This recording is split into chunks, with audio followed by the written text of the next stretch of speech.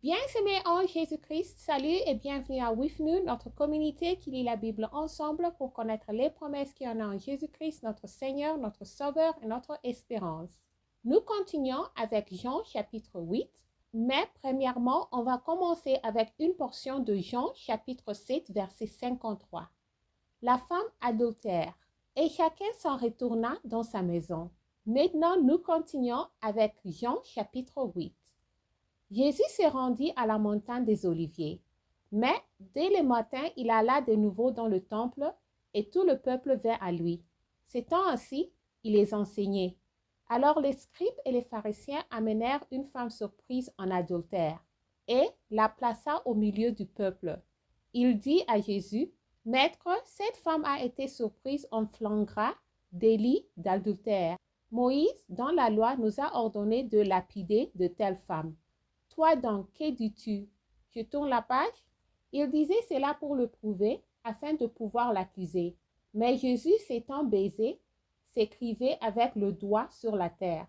Comme il continuait à l'interroger, il se releva et leur dit, « Que celui de vous qui est sans péché jette le premier la pierre contre elle. » Et s'étant de nouveau baisé, il écrivait sur la terre. Quand ils entendirent cela, accusés par leur conscience, ils se retirèrent un à un, depuis le plus âgé jusqu'au dernier.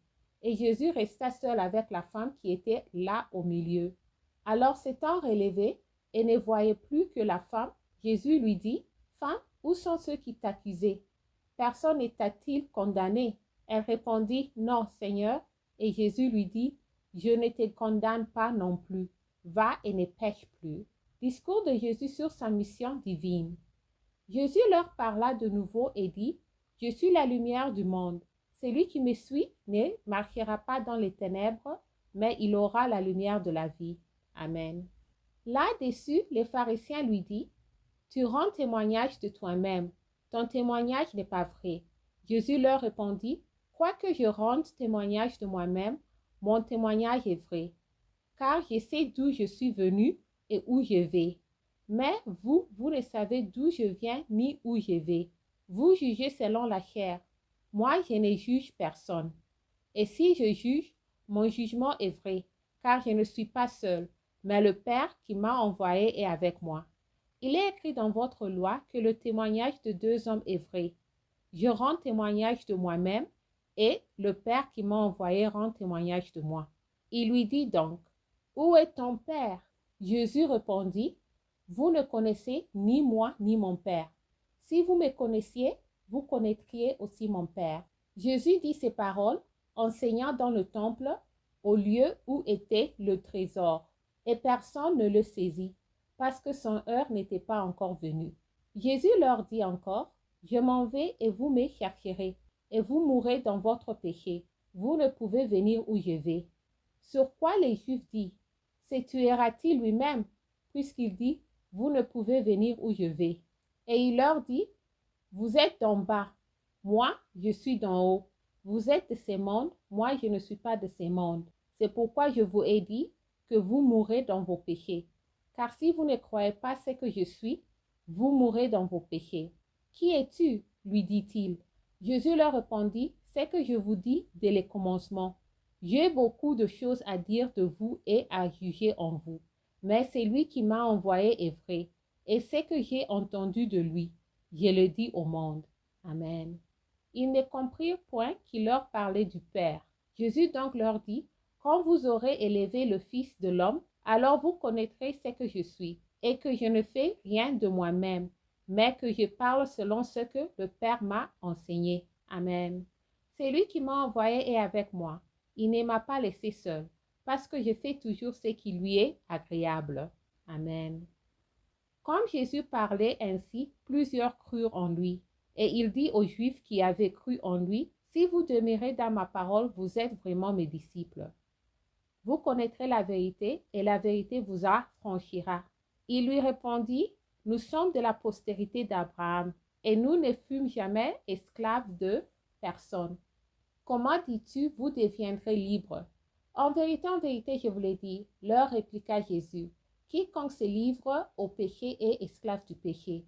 Or, l'esclave ne demeure pas toujours dans la maison, le Fils y demeure toujours. Si donc le Fils vous affranchit, vous serez réellement libre. Je sais que vous êtes la postérité d'Abraham, mais vous cherchez à me faire mourir, parce que ma parole ne pénètre pas en vous. J'ai dit ce que j'ai vu chez mon Père, et vous, vous faites ce que vous avez entendu de la part de votre Père. Il lui répondit, notre Père c'est Abraham. Jésus leur dit, si vous étiez enfant d'Abraham, vous feriez les œuvres d'Abraham. Mais maintenant, vous cherchez à me faire mourir, moi, qui vous ai dit la vérité que j'ai entendue de Dieu. C'est là, Abraham ne l'a point fait. Vous faites les œuvres de votre Père. Il lui dit, nous ne sommes pas des enfants illégitimes. Nous avons un seul Père, Dieu. Jésus leur dit, si Dieu était votre Père, vous m'aimeriez, car c'est de Dieu que je suis sorti et que je viens. Je ne suis pas venu de moi-même, mais c'est lui qui m'a envoyé. Pourquoi ne comprenez-vous pas mon langage? Parce que vous ne pouvez écouter ma parole. Vous avez pour père le diable, et vous voulez accomplir les désirs de votre père. Il a été meurtrier dès le commencement, et il ne se tient pas dans la vérité, parce qu'il n'y a pas de vérité en lui. Lorsqu'il profère les mensonges, il parle de son propre fond, car il est menteur et le père du mensonge. Et moi, parce que j'ai dit la vérité, vous ne me croyez pas.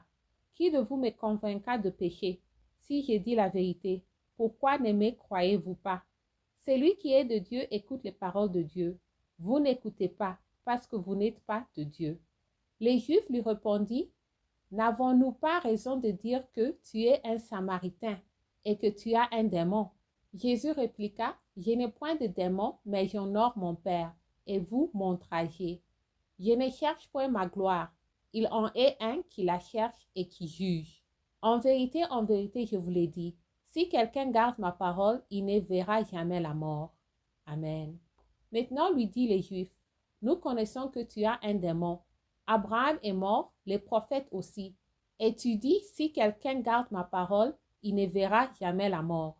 Es-tu plus grand que notre père Abraham, qui est mort? Les prophètes aussi sont morts. Qui prétends-tu être? Jésus répondit, si je me glorifie moi-même, ma gloire n'est rien. C'est mon Père qui me glorifie, lui que vous dites être votre Dieu, et que vous ne connaissez pas. Pour moi, je le connais.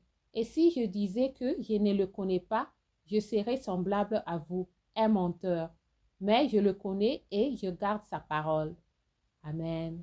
Abraham, votre père, a tressailli de joie de ce qu'il verrait mon jour. Il a vu et il s'est réjoui.